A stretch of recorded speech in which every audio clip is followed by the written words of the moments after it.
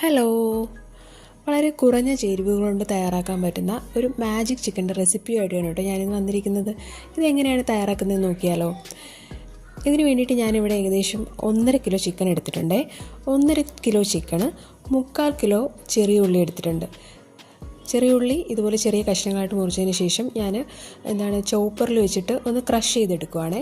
Chopper ഇല്ലാന്നുണ്ടെങ്കിൽ നമുക്ക് ഇടിയലിൽ വെച്ചിട്ടൊന്ന് ചതച്ചൊഴിക്കുകയോ മിക്സിയുടെ ജാറിലിട്ട് ഒറ്റത്തവണ ഒന്ന് കറക്കി എടുക്കുകയോ ചെയ്യാവുന്നതാണ്. ചെറിയ ഉള്ളി നല്ലതാണ് കേട്ടോ. ചെറിയ ഉള്ളി കൂടുന്തോറും നമ്മുടെ കറിക്ക് സ്വാദ് കൂടത്തേ ഉള്ളൂ.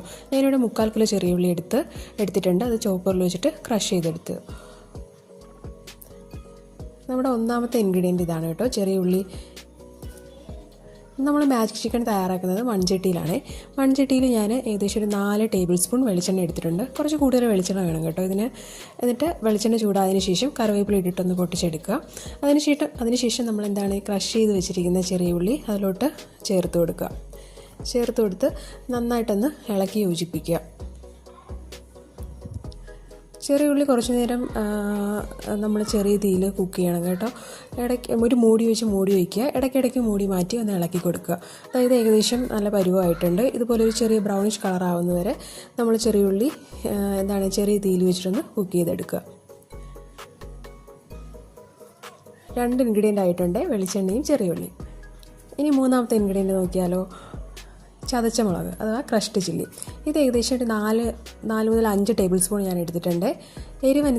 നിങ്ങളുടെ എരിവനുസരിച്ച് നിങ്ങൾക്കിത് കൂട്ടുകയോ കുറയ്ക്കുകയോ ചെയ്യാം.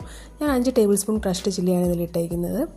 ഇത് നന്നായിട്ട് ചെറിയ ഉള്ളിയുമായിട്ടൊന്ന് മിക്സ് ചെയ്ത് നന്നായിട്ടൊന്ന് ഇളക്കി യോജിപ്പിച്ചെടുക്കുക. ഇത് നമ്മൾ ചെറിയ തീയിലൊന്ന് കുക്ക് ചെയ്തെടുക്കുക. ഇതുപോലെ നന്നായിട്ടൊന്ന് ഇളക്കി യോജിപ്പിക്കുക. നമ്മുടെ പണി ഏകദേശം തീർന്നു കേട്ടോ. സാധാരണ ചിക്കൻ കറി ഉണ്ടാക്കുന്നതിന് ആവശ്യമായിട്ടുള്ള ഇൻഗ്രീഡിയൻസ് ഒന്നും ഇതിനാവശ്യമില്ല, തീർന്നു. ഇനി നമ്മൾ കഴുകി വൃത്തിയാക്കി വെച്ചിരിക്കുന്ന ചിക്കൻ ഈ മസാലയിലോട്ട് ചേർത്ത് കൊടുക്കുക. ചെറിയ കഷ്ണങ്ങളായിട്ട് വേണം കേട്ടോ ചിക്കൻ കട്ട് ചെയ്തെടുക്കാനായിട്ട്. നമ്മളിതിൽ വെള്ളം ഒഴിക്കേണ്ട ആവശ്യമേ ഇല്ല, കാരണം ചിക്കനിൽ നിന്ന് വരുന്ന വെള്ളത്തിൽ വേണം ഇത് കുക്കായി കിട്ടാനായിട്ട്. ഇനി നമ്മൾ ഒരു മൂടി വെച്ച് ചെറിയ ഫ്ലെയിമിൽ ഒന്ന് കുക്ക് ചെയ്തെടുക്കുക. തീർന്നു, നമ്മുടെ പണി കഴിഞ്ഞു കേട്ടോ. എന്ത് എളുപ്പത്തിലല്ലേ, വളരെ കുറഞ്ഞ ഇൻഗ്രീഡിയൻറ്റിൽ നമ്മൾ ചിക്കൻ തയ്യാറാക്കി എടുത്തത്. പക്ഷേ ഇതിൻ്റെ സ്വാദ് ഒരു രക്ഷയില്ല കേട്ടോ. ഇതിൻ്റെ മസാലയുടെ ടേസ്റ്റ് വേറെ ലെവലാണ്. എല്ലാവരും ഇതൊന്ന് ട്രൈ ചെയ്ത് നോക്കണേ. ഇത് നമുക്ക് ചപ്പാത്തിയുടെ കൂടെയോ പൊറോട്ടയുടെ കൂടെയോ ചോറിൻ്റെ കൂടെയോ ഒക്കെ കഴിക്കാവുന്നതാണ്. ചോറിന് വേറെ കറിയൊന്നും ആവശ്യമില്ല, ഇത് മാത്രം മതി കേട്ടോ. അത്രയ്ക്ക് സ്വാദാണ് ഇതിൻ്റെ മസാല. ഇതെല്ലാവരും ഒന്ന് ട്രൈ ചെയ്ത് നോക്കണേ. റെസിപ്പി ഇഷ്ടപ്പെട്ടെങ്കിൽ ലൈക്ക് ചെയ്യാൻ മറക്കരുതേ.